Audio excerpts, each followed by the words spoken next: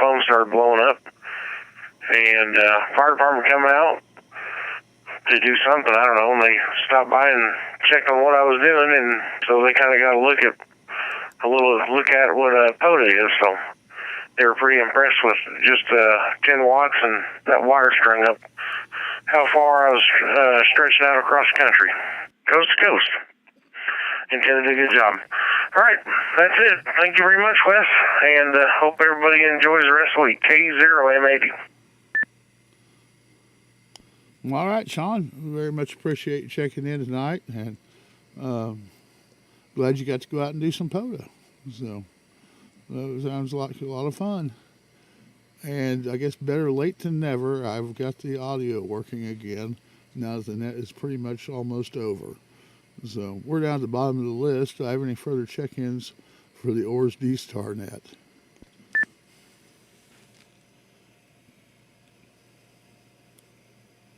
To SAW, Stephen in Springfield.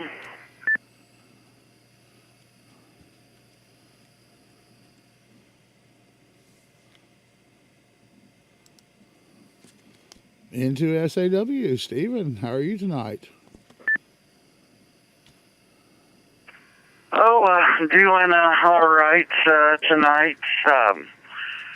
Had a interesting start to work. Was there 5 minutes, and then I get a phone call letting me know that a guy driving a forklift ran into some of my equipment mounted on a wall out at the power station. So that started out a little fun, so I had to go look at that, but then also had other people working elsewhere, so then just trying to balance everything, get all the important stuff done, as well as get all the stuff that really needs to be done, but isn't exactly important done. So a little bit of a busy day, and that otherwise, nothing crazy on this end. Noticed some of the space weather's been a little interesting on the HF side. Looks like we're getting at least 1 to 2 M-class flares a day that are messing with the HF side. I haven't done too much on HF, but for those that do, it's got to be really frustrating. Yeah, I have not messed with HF in quite some time, to be honest with you.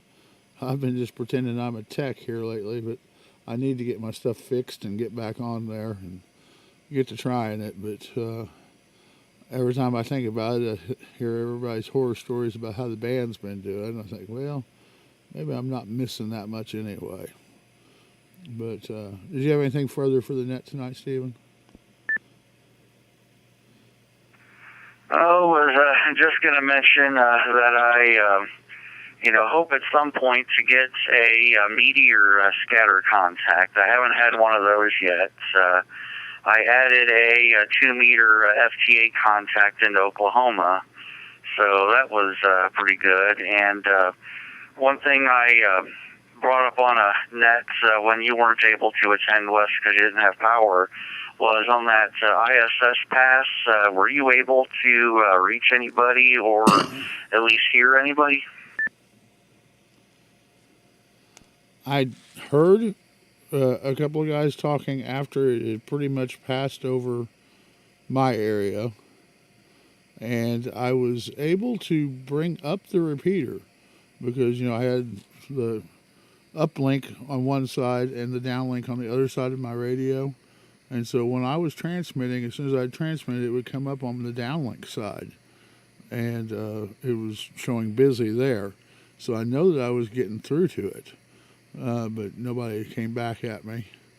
And other than that, I heard KE6GAE on Simplex calling also when it was coming over him.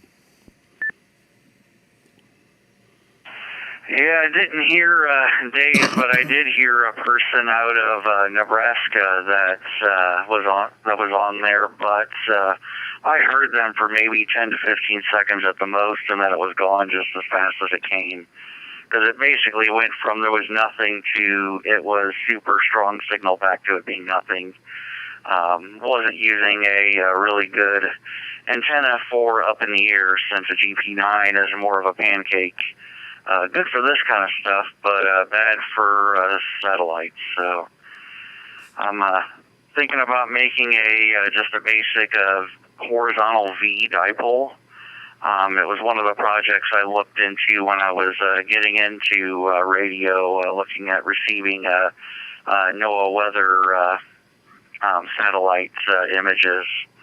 That's kind of how I got my start before getting into the ham side. So I'll have to get that made and see if I can get some, at least hear some more going on there.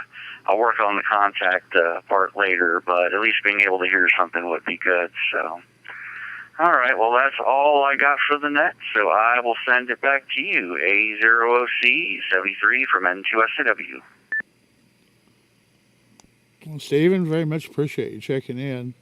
And I am far from an expert on satellites. I don't know the first thing about connecting with them, but I have been told that sometimes you're better off if you're using a stationary vertical antenna if they are not coming directly overhead, which that one did come directly over. If they kind of just come along the horizon, that sometimes that's better because you'll have a longer period that they are straight out from you instead of overhead from you.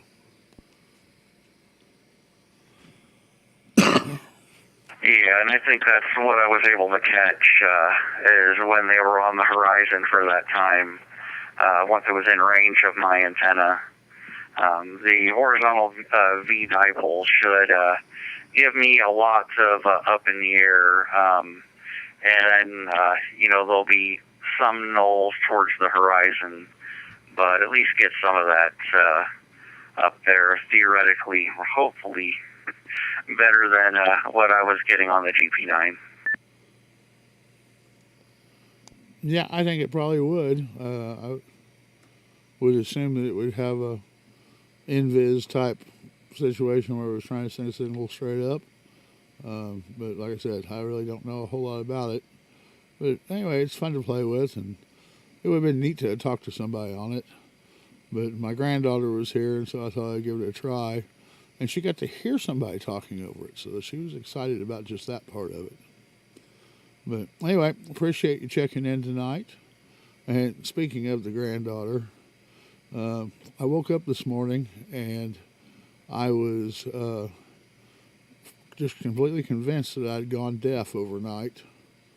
And then I realized that Siri had went home. So, in any case, we're at the bottom of the list.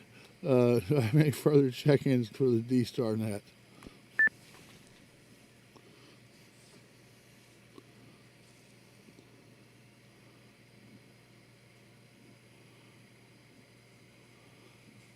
All right, I'm going to make another call out there. Is anybody out there wanting to check in to the OARS D-star net? Please call now.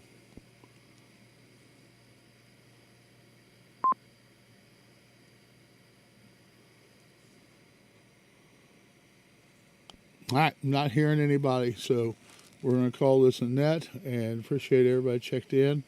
Had a total of 8 check-ins, including myself and our proxy in of Steve. So appreciate each and every one of you for checking in tonight, and I'll talk to you tomorrow night on the OARS 2-meter net. This is AE0OC returning the repeater back to normal traffic.